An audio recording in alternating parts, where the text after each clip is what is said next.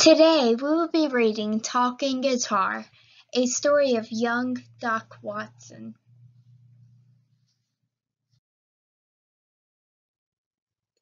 Yonder, where blue mountains meet the sky, Earl Watson was born into a world of music.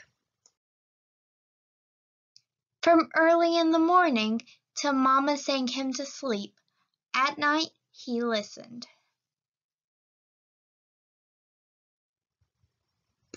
He heard chickens clucking, cows mooing, the river rushing, and the high, lonesome whistle of the train. He heard tree frogs peeping, plows jangling, and voices raised in song. It was all music to Earl. Earl's favorite music was the sound of the wind and the rain and the trees. But he loved the quiet between sounds too. Earl had ears like a cat. Maybe it was because he was blind.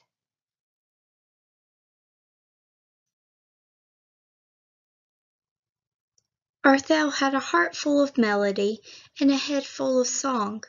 He just couldn't keep all the music inside.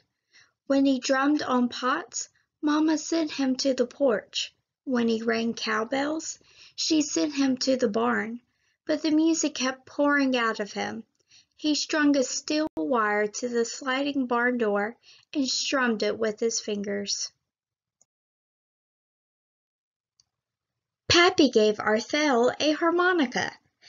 The first notes he played sounded like a wildcat howling, but he kept on playing. Pappy made Earl a banjo. The first notes he played sounded like a rusty door hinge, but he kept on practicing. When he played a few notes on his cousin's guitar, Pappy said, "Son, if you can play a song by the time I get home from work, we'll go into town and buy you your own guitar."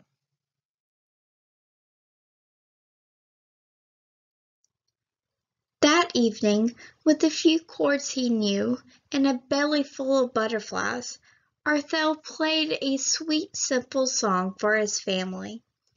"I reckon we'll be buying that guitar," said Pappy. Earl loved his guitar, and he carried it with him wherever he went.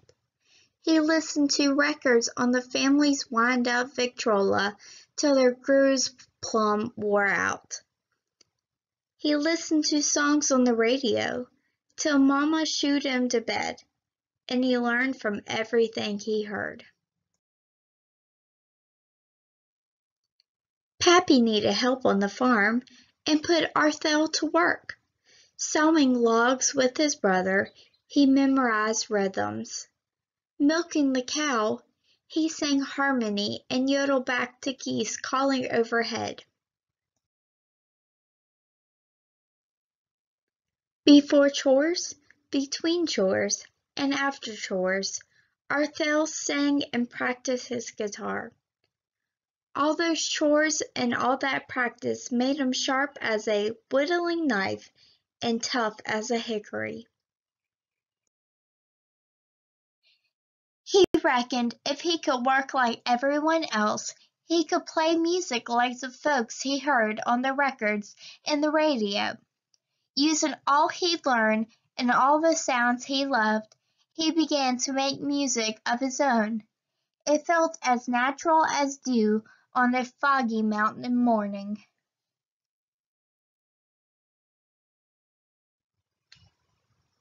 Now Earl could play what he couldn't see. He could make his guitar sound like a muskrat, or a groundhog, or a woolly boogie bee. Together they could sing songs and tell stories about shady groves, horses clomping, and catfish jumping. And they could make the sound of the wind and the rain and the trees.